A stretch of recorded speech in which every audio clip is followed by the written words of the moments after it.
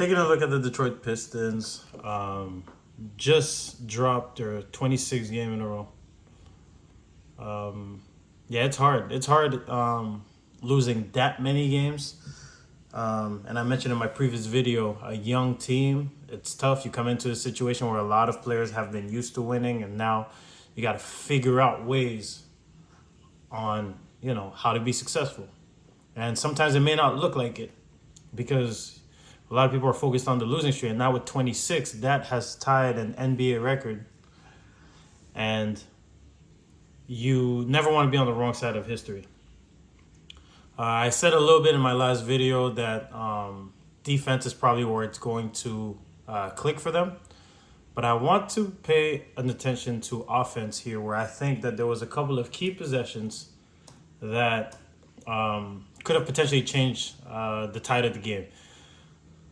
There was a 15-0 run in between the span of the end of the third quarter and the beginning of the fourth, where I think a couple of little adjustments could have given them maybe a chance to close that lead and close that gap, and if not, take the lead. So we did defense last game. Let's do some offense. Okay, so a lot of offense is going to run through Cade, and I'm going to let this action run, which I find very interesting. And it was very eye-opening to me what is happening, right? So here, contested shot. Okay. So a couple of things have to happen. Like, Detroit's guards are not necessarily known to be three-point shooters.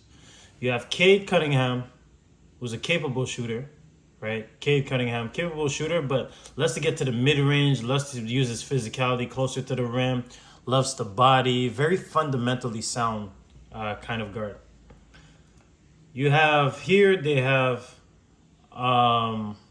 Knox, who's in the game, right? So Knox is more of a downhill guy, right? So naturally, if I'm his defender, I could clog up the space a little bit more. I could just sit. What's super interesting is, Marvin Bagley is their big on the floor right here. And Marvin Bagley is really like a rolling big. So the way that they're going to guard a lot of their actions is we're not going to over hesitate. We're going to go under everything, as you guys can see right here. We're just going under everything. We're going to force you to have to shoot, right? Guarding, sitting in the gaps, sitting in the gaps, and that forces into that shot. If you look at this first possession, right, what I would like to see is potentially maybe get a bit of action, going a bit more. Maybe the angle of the screen could be set right here to maybe give Cade maybe a running start to be able to move off the ball and catch this a bit in a downhill kind of action. Next thing, too, is our off-ball movement has to get really good. Because now, on this, whenever the action is away and you have a drive, defense turns ahead. Sorry, Thompson, you could cut that. You can cut that. Right? Just boom, cut back door, and then you may get this little shot right here. And you're going to see it again where he just stands a bit right here, turns his back completely on this, right? So cut. Now you force this player, and now you create maybe a more wide open shot for this corner player.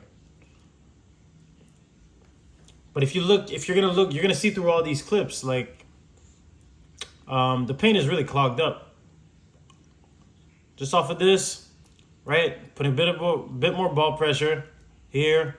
Again, settle. We're okay with this. We're contesting, and like I said, we're not known to be three-point shooters. But on this action right here, the cut has to happen. See, they just load up to the ball. Everybody's loaded up to Cade because he's a really good pick and roll ball handler. Just right here. As soon as the cut got to happen right here. Boom. Straight line. Defense is not in between you and you have a straight line to the basket. Take it.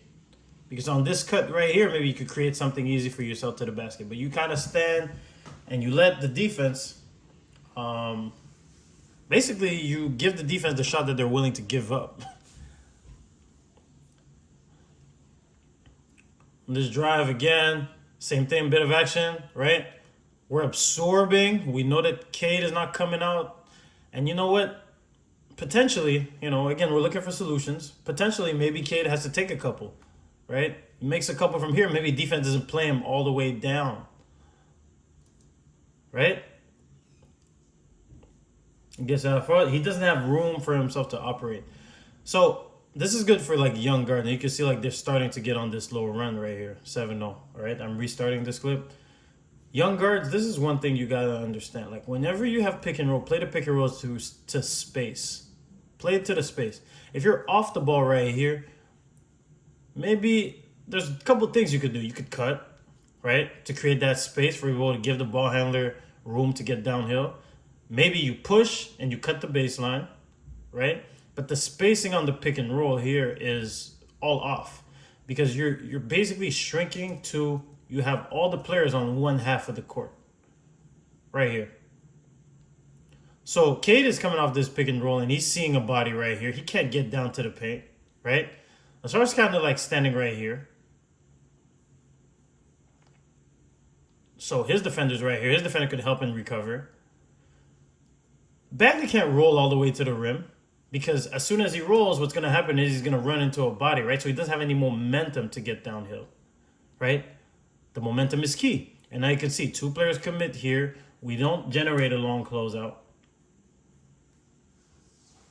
And then we basically give the defense the shot that they want to get. And then they're going to score at the other end here. And then they score at the other end. Again, here now we're just getting a bit antsy, right? We haven't scored in a little bit. We're trying to go for we're trying to potentially go for the 2-for-1. We drive into traffic, right? And there's no real, like it's almost like he anticipating drawing the foul. The referee doesn't give it. And they're going to go at the other end and then they're going to score again. So now defense are going to pick up a little bit higher up the floor. Right? And again, same kind of action. This is end of shot clock. There's 18 seconds left. This is end of shot clock here.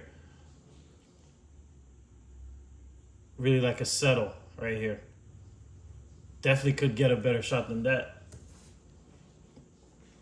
We definitely could get a better shot than that. On this screen, once you hit, roll all the way. Doesn't roll, and then we're able to just chase.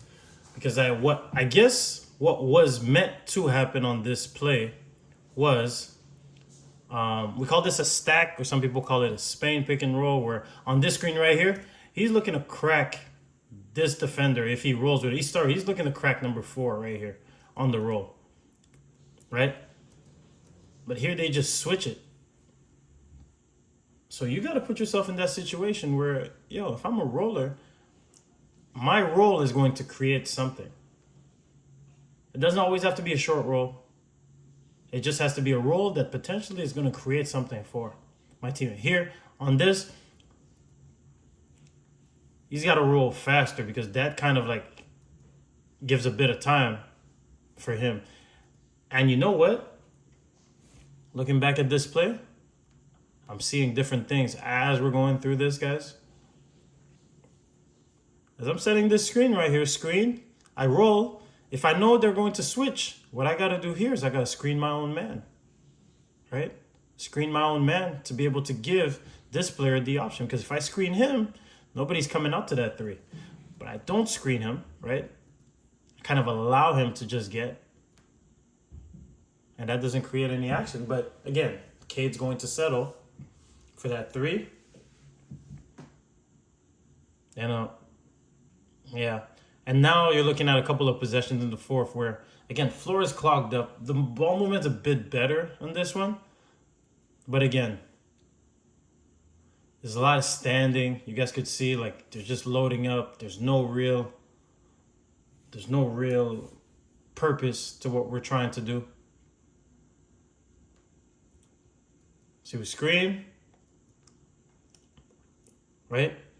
You hit this, you roll. No, the spacing is a little bit off right here. What I'd like is here. If he's coming here, K's got to get a bit more downhill, a bit tighter to this screen right here. A bit tighter, get down. boom, and then you gotta, after you set this screen right here, Zay, right? Gotta roll. We don't roll and everything is stuck on the perimeter. We don't get a paint touch. And it's hard to operate. And those are always like hard shots to be able to make. So yeah, it's a tough situation. If you're the Detroit Pistons, obviously you don't want to be on the wrong side of history. But Detroit gets another chance today to break that losing streak. And it's a rematch against the Brooklyn Nets. So tonight, we'll see if they're able to get on the winning side or if Detroit ends up having the longest losing streak in NBA history.